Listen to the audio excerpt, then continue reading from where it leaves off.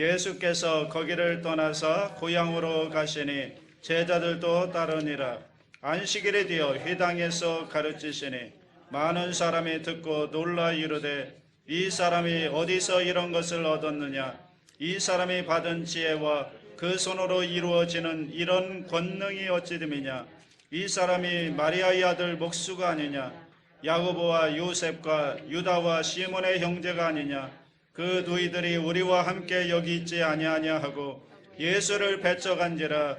예수께서 그들에게 이르시되 선지자가 자기 고향과 자기 친척과 자기 집 외에서는 존경을 받지 못함이 없느니라 하시며 거기서는 아무 권능도 행하실 수 없어 다만 소수의 병자에게 안수하여 고치실 뿐이었고 그들이 믿지 않음을 이상히 여기셨더라. 이에 모든 촌에 두루 다니시며 가르치시더라. 아멘. 제목을 한번 따라해 주시기 바랍니다. 거기서 권능을 행하실 수 없는 이유. 1889년 3월 31일 프랑스 파리에서는 프랑스 대혁명 100주년을 기념해서 에펠탑을 건립했습니다. 그런데 그 에펠탑이 건립된다는 소문이 나니까 그 탑에 대한 건립 반대가 대단히 심했습니다. 그때 그 파리의 예술가들과 시민들이 거의 대부분이 이 에펠탑 건립을 반대했습니다. 그 이유는 그 당시에 파리의 문화는 조금 낯선, 잘 어울릴 것 같지 않은 철제 구조물이거든요. 그 철제 구조물이 고풍스러운 파리의 분위기를 완전히 망쳐놓을 것이다. 그래서 사람들이 반대를 했습니다. 그 에펠탑 반대를 위한 예술가들의 300인 선언이라고 하는 선언까지 나올 정도로, 그리고 그 300명의 예술가들 중에는 그 당시에 대표적 소설가였던 모파상이라는 사람이 있습니다. 그가 가장 앞장서서 반대를 했거든요. 그럼에도 불구하고 결국 에펠탑은 세워졌습니다. 그리고 프랑스 파리의 아주 유명한 명물이 되었습니다. 그런데 재미있는 것은 이 에펠탑이 완공한 후에 모파상이 시간이 있을 때마다 그 탑에 가서, 그 에펠탑에 있는 카페에 가서 식사를 즐겼다고 합니다. 그래서 어느 날 기자가 이 모습을 보면서 물었대요. 아니, 그렇게 에펠탑의 건립을 반대했는데 이제 마음이 바뀌신 모양이죠? 어떻게 이렇게 매일 에펠탑에 오십니까? 그랬더니 모파상이 뭐라고 대답한 줄 아십니까? 파리 시내에서 이 에펠탑이 보이지 않는 유일한 곳이 바로 이 카페입니다. 이렇게 대답했다고 합니다. 가장 가까이 있는데 보이지 않는, 등잔 밑이 어두운 법입니다. 가장 가까이 있는데 사실은 가장 먼 곳이에요. 그래서 보이지 않는 사각지대. 오늘 우리가 읽었던 말씀도 보시면 이런 장면이 나옵니다. 오늘 본문을 보시면 고향으로 가시는 예수님의 모습이, 예수님의 발걸음이 나옵니다. 여러분, 고향 그러면 어떤 생각이 드십니까? 뭔가 포근하고 따뜻하고 그리운 곳, 그래서 언제라도 내가 가면 나를 반겨줄 것 같은 곳, 내가 어떤 모습으로 가도 나를 안아줄 수 있는 곳, 나를 환영해 줄 것 같은 곳이 고향 아닌가요? 그래서 내 마음 가장 깊은 곳에 있는 곳, 어떤 면에서는 나랑 가장 가까운 곳, 그곳이 고향이죠. 지금 예수님께서는 그 고향을 향해 가고 계십니다. 오늘 말씀을 볼까요? 1절 보십시오. 다 같이 합니다. 예수께서 거기를 떠나서 고향으로 가시니 제자들도 따르니라. 자, 여기 나오는 거기가 어디죠? 오늘 본문의 앞장을 보시면 가버나움입니다. 가버나움은 이스라엘의 그 북쪽, 갈릴리 지역의 북쪽 끝에 위치한 도시입니다. 그런데 예수님께서 공생애를 시작하시면서 이 가버나움을 중심으로 사역을 하셨고, 그리고 그 가버나움에서 많은 사역을 하셨습니다. 바로 전장에 나오는 대로 해당장의 야이로의 딸을 고쳤던, 살려줬던 곳이고, 12회를 혈루증으로 고통받던 여인을 치유하셨던 그곳이 바로 가버나움입니다. 예수님은 그런 면에서 이 가버나움에 새롭게 떠오르는 라이징 스타였습니다. 많은 사람들의 기대를 한몸에 받고 있던 스타였죠. 그런데 예수님께서 갑자기 이 가버나움의 사역을 마치고 고향으로 가자. 그래서 고향으로 가는 겁니다. 자, 여러분, 예수님의 고향이 어디죠? 어디입니까? 우리식으로 따지면 나사렛은 고향이 아니에요. 예수님이 태어나신 곳이 베들레헴이죠. 그런데 이스라엘에서는 예수님이 베들레헴에서 태어났을 뿐 자라나신 곳은 나사렛입니다. 그래서 예수님의 고향은 나사렛이라고 합니다. 가버나움에서 나사렛까지는 차를 타며 한 20분도 안 걸리는 아주 가까운 거리입니다. 자, 예수님께 어쨌든 가버나움에서의 사역을 중단하고 고향으로 돌아오셨습니다. 고향에 왔는데 고향에서 어떤 일이 있었습니까? 가장 그리운 곳, 가장 가까운 곳이라고 생각했던 고향에 왔는데 고향에서 어떤 일이 있었는가? 오늘 본문 5절에 보시면 거기서는 아무 권능도 행하실 수 없어 이렇게 기록합니다. 얼마나 비극입니까? 예수님의 고향이었던 나사렛 사람들은 예수님의 능력, 예수님의 기적, 예수님의 구원, 예수님의 그 놀라운 권능을 경험하지 못했다는 것입니다. 고향인데 누구보다도 가장 가까운 곳이라고 생각되는, 누구보다도 예수님을 잘 알고 있다고 생각되는 고향에서는 아무런 권능도 행하실 수가 없었다. 이것이 나사렛의 비극입니다. 오늘 마지막 6절 보시면 왜 그런가 그 이유를 분명하게 성경은 기록합니다. 6절 다 같이 합니다. 그들이 믿지 않음을 이상히 여기셨더라. 자, 그 이유가 어디에 있다고요? 믿음에 있습니다. 그들이 믿지 않았기 때문에 권능을 행하실 수가 없었다는 것입니다. 가장 가까운 데 있었지만 사실은 가장 먼 곳이 되어버린, 결국은 믿음의 문제입니다. 믿음의 문제. 이 믿음의 문제를 계속해서 이렇게 설명해 가죠. 2절 보십시오. 다 같이 합니다. 안식일에 되어 회당에서 가르치시니 많은 사람이 듣고 놀라 이르되 이 사람이 어디서 이런 것을 얻었느냐? 이 사람이 받은 지혜와 그 손으로 이루어지는 이런 권능이 어찌 됨이냐? 자, 보세요 여러분. 처음부터 나사렛 사람들이 예수님을 배척한 게 아니에요. 처음에는 관심이 있었어요. 예수님에 대한 호기심이 있었어요. 그러니까 2절에 읽은 대로 이 사람이 어디서 이런 것을 얻었느냐? 이게 도대체 어찌 된 일이냐? 예수님에 대해서 신기하고 관심을 가지고 있었습니다. 그런데 그들의 마음속에 있었던 관심과 그 호기심을 그 다음에 진지한 탐구의 단계로 연결시키지 못했다는 것입니다.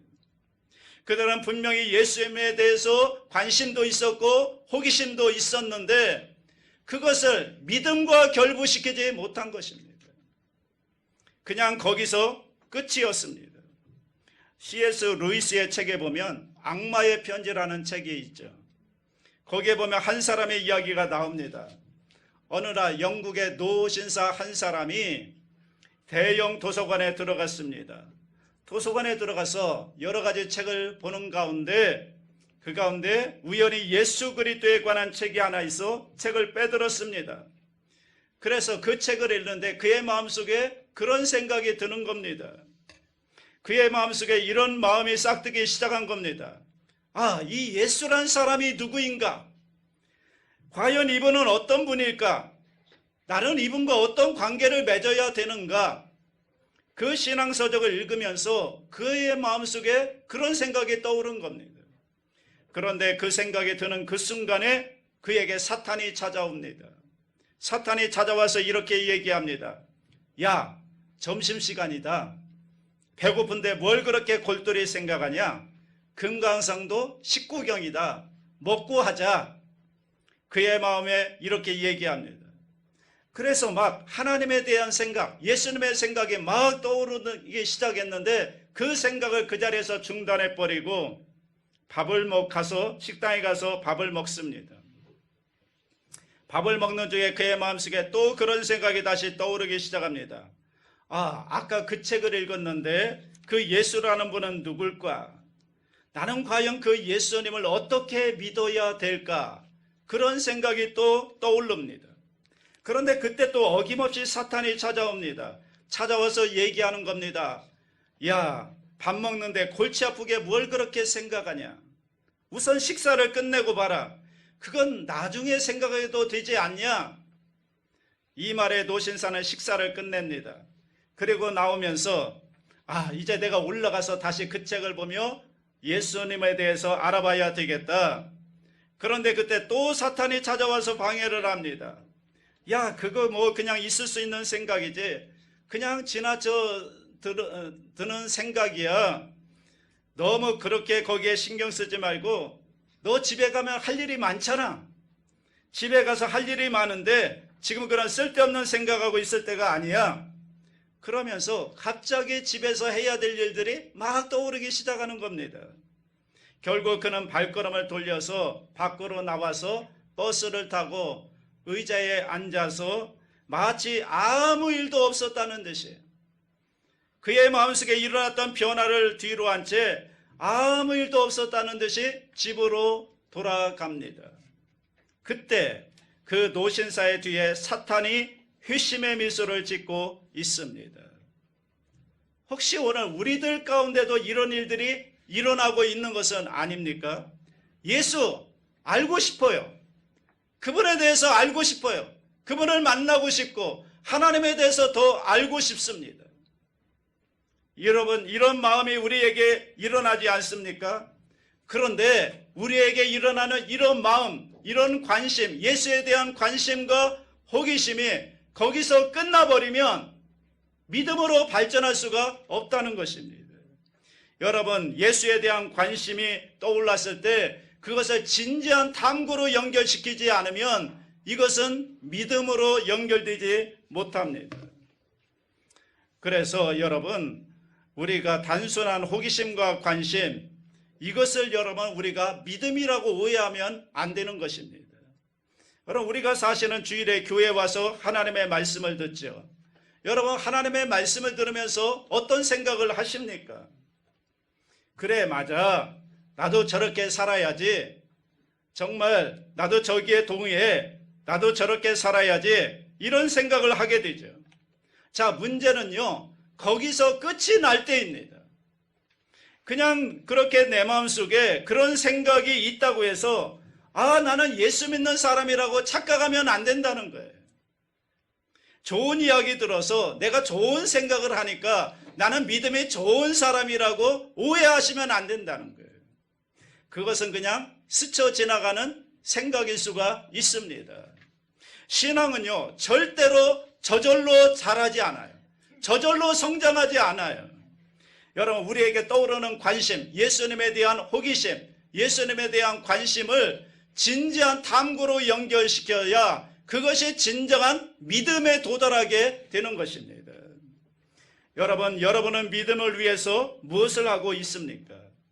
여러분, 신앙생활하면서 우리가 읽는 이 성경 말씀이 정말로 하나님의 말씀이라고 여러분이 믿는다면 여러분, 그러면 1년 동안 여러분 성경 말씀을 읽기 위해 얼마나 열심히 성경을 보고 있습니까? 기도는요, 하나님과의 교제를 위해서 얼마나 열심히 애쓰고 있습니까?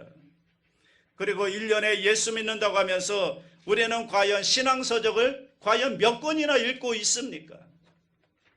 그리고 신앙생활 잘하기 위해서 나보다 더 믿음이 좋은 믿음의 친구들과 교제를 나누고 내가 받은 은혜를 나누고 말씀을 나누는 그런 일에 얼마나 열심을 내고 있습니까?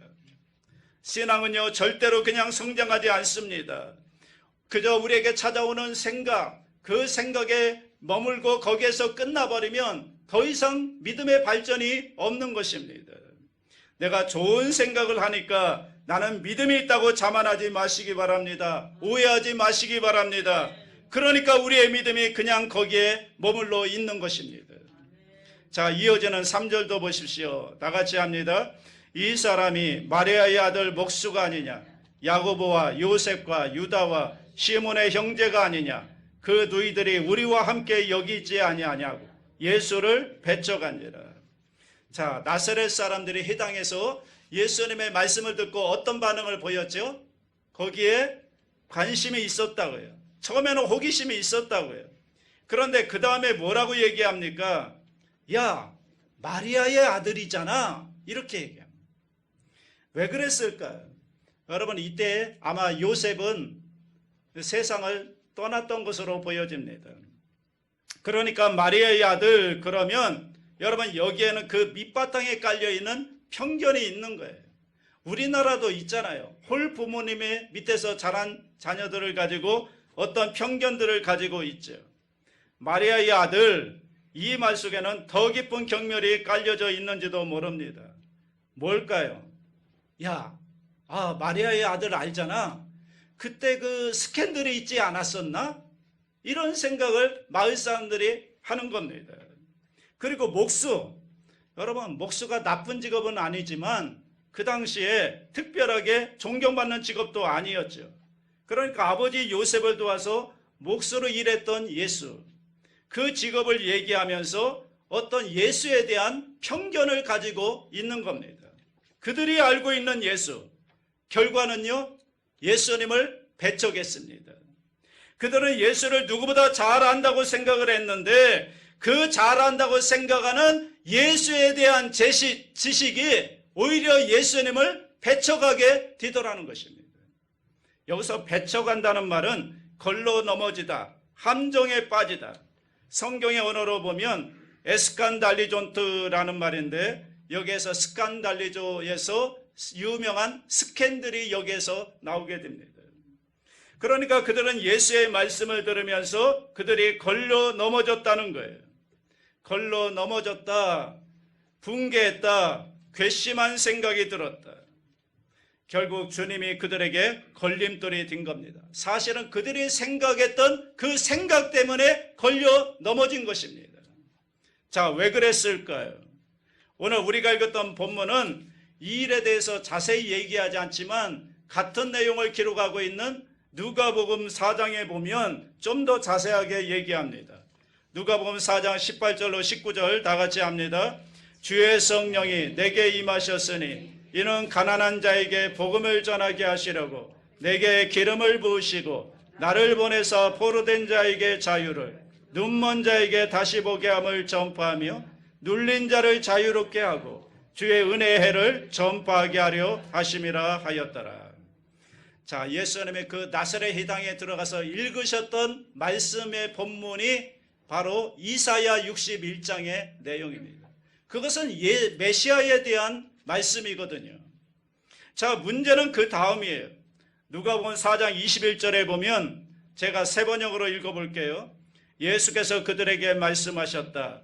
이 성경 말씀이 너희가 듣는 가운데서 오늘 이루어졌다. 이게 무슨 말입니까? 우리는 아멘 할 수 있지만 그 당시에 그 예수님의 말씀을 듣던 사람들은 그 말씀을 듣고 분노한 겁니다. 붕괴한 겁니다.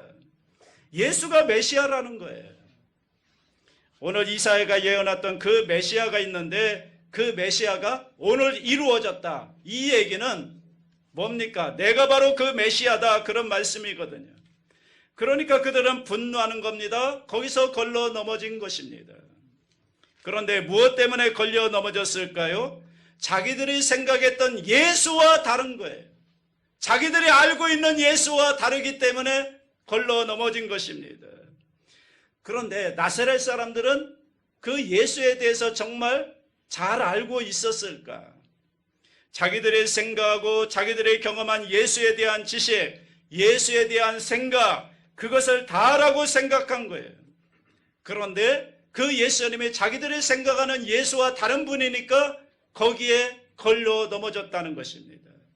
자기에게 익숙한 예수, 여기에서 벗어나지 못한 거예요.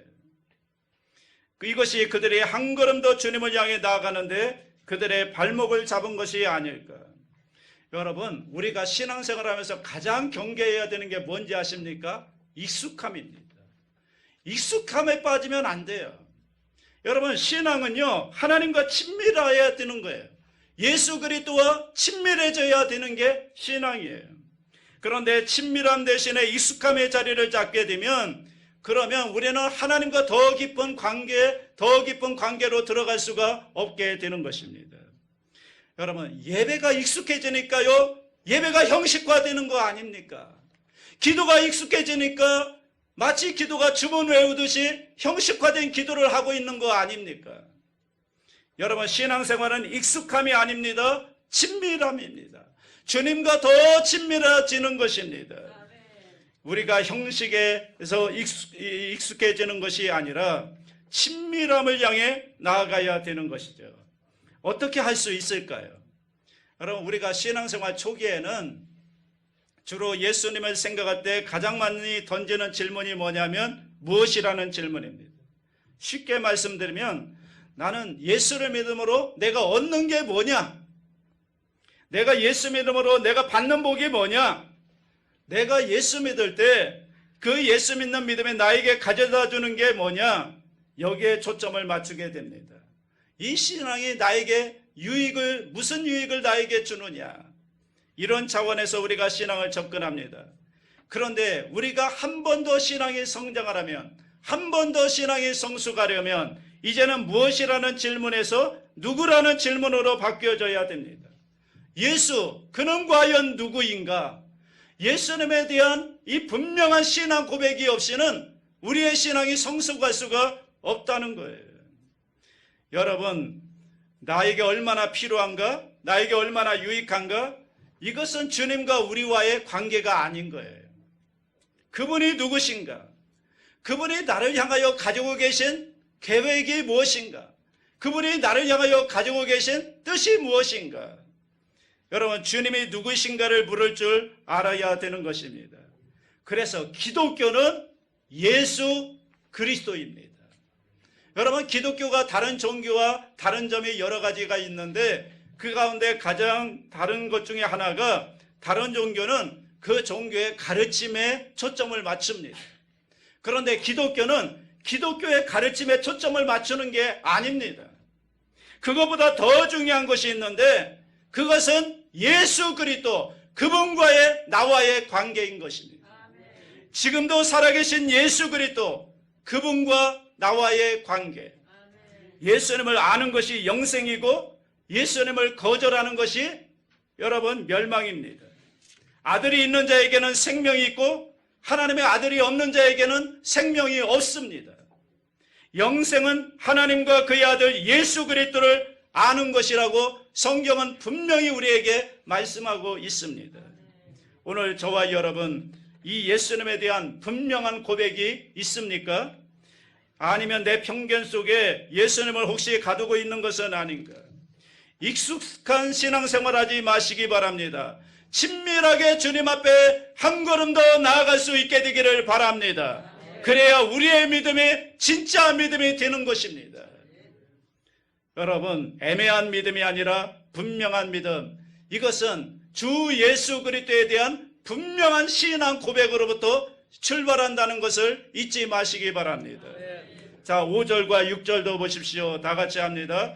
거기서는 아무 권능도 행하실 수 없어 다만 소수의 병자에게 안수하여 고치실 뿐이었고 그들이 믿지 않음을 이상히 여기셨더라. 거기서는 아무 권능도 행하실 수 없었다. 소수의 병자에게만 안수하여 고치실 뿐이었다. 그리고 이어지는 6절을 보면 그 이유가 믿음 때문이었다 이렇게 말합니다. 그들이 믿지 않았기 때문이다. 그들이 믿지 않음을 이상히 여기셨더라. 여러분, 우리 주님은 전능하십니다. 그런데 전능하신 하나님이시지만 하나님이 못하시는 일이 있어요. 우리 예수님은 전능하시지만 예수님도 못하시는 일이 있다고요. 그게 뭔지 아십니까? 믿음에 관한 문제예요. 믿음에 관한 문제. 우리의 믿음이 없으면 전능하신 하나님이라도 우리의 삶에 역사할 수가 없다고요. 우리의 믿음이 있어야 전능하신 하나님이 우리의 삶 가운데 역사를 하시고 권능을 행하실 수가 있는 것입니다. 물론 하나님께서 우주 만물을 다스리는 데는 우리의 믿음이 필요 없어요. 하나님께서 우리의 믿음으로 좌우하는 게 아닙니다. 중요한 것은 그럼에도 불구하고 우리의 삶에 역사하려면 여러분의 가정 가운데, 우리 교회 가운데, 여러분의 삶 속에 하나님이 역사하시려면 여러분의 믿음이 합해져야 한다고요. 믿음이 없이는 절대로 하나님도 어쩔 수가 없는 거예요. 우리의 삶에 역사하는 부분에 있어서 우리가 믿음으로 주님 앞에 반응하지 않으면 주님은 우리의 삶 가운데 아무런 일도 행할 수가 없는 것입니다. 나사렛에 찾아가신 주님이 그들이 믿음이 없기 때문에 그들 가운데 권능을 행하실 수 없다고 하잖아요. 마찬가지입니다. 우리의 구원을 위해서는 우리의 믿음이 필요합니다. 우리가 복을 받기 위해서는 우리의 믿음이 필요합니다. 우리가 치료받기 위해서는 우리의 믿음이 필요합니다. 여러분이 주님의 인도를 받으려면 주님의 말씀에 대한 믿음의 반응, 순종의 반응이 있어야 인도함을 받을 수가 있는 것입니다. 우리가 믿지 않고 실천하지 않으면, 순종하지 않으면, 그러면 하나님도 우리에게 하실 일이 별로 없다니까요. 그러면 결과는 우리 가운데 하나님의 능력이 나타나지 못하는 거죠. 여러분, 믿음이 뭘까요? 믿음은 고향, 즉 나의 세계를 떠나서 하나님 세계를 향해 나아가는 것입니다. 이러한 결단이요 행동입니다.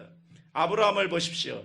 너의 고향 친척과 아버지 집을 떠나 내가 내게 보여줄 땅으로 가라. 이 말씀에 아브라함의 순종함으로 아브라함의 믿음의 여정이 시작되는 것입니다.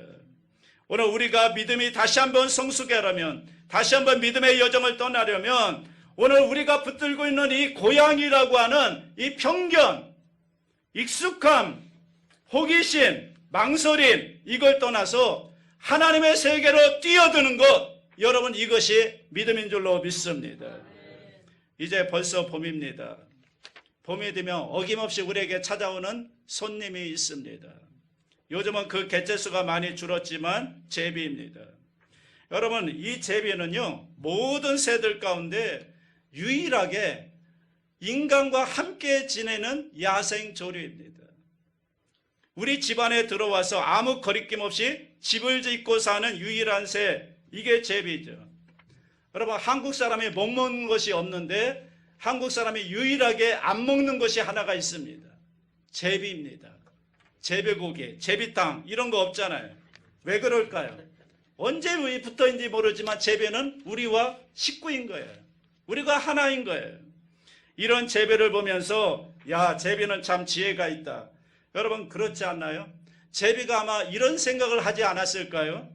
이 세상에 가장 안전한 곳이 어딜까? 나를 지켜줄 수 있는 가장 안전한 곳이 어디일까? 생각해 보니까 사람 품이에요. 만일에 내가 저 인간들 사이에 들어가서 거기에 집을 짓는다면 그러면 어떤 천적도 나를 해치지 못할 것이다. 그래서 죽으면 죽으리라 하는 각오를 가지고 용기를 가지고 인간 품으로 뛰어든 것입니다. 들어오니까 거기에 새로운 세계가 열리잖아요. 여러분, 이어령 씨가 그에 져서 지성에서 영성으로라는 책에서 이 제비의 용기를 믿음이다 이렇게 표현을 합니다. 다른 새들은 모두 다 두려워해서 의심해서 인간 품으로 못 들어왔는데 이 제비만큼은 뛰어 들어오는 거예요. 제비만 죽으면 죽으리라는 각오로 용기를 가지고 여러분 인간 품으로 뛰어든 것입니다. 그런데 이것을 가리켜서 믿음이다 이렇게 표현했습니다. 여러분, 믿음입니다. 믿음은요 뛰어드는 겁니다. 어디로요? 하나님 품속으로 뛰어드는 겁니다. 이 세상에서 가장 안전한 곳이 어디일까요? 그것은 하나님의 품입니다. 하나님의 품 안에 들어가면 그 어떤 세력도 우리를 해칠 수가 없습니다. 두려워할 필요가 없습니다. 우리 주님 품 안에 들어갈 수 있게 되기를 바랍니다. 제비처럼 우리 주님의 품 안에 뛰어들면 거기에 우리의 집을 지어본다면 거기에 하나님의 보호하심이 있고요. 거기에 하나님의 인도하심이 있고요. 거기에 하나님의 안전하심의 은혜가 함께하는 줄로 믿습니다. 우리 주님께서 마태복음 11장 28절에 수고하고 무거운 짐진 자들아 다 내게로 오라 내가 너희를 쉬게 하리라.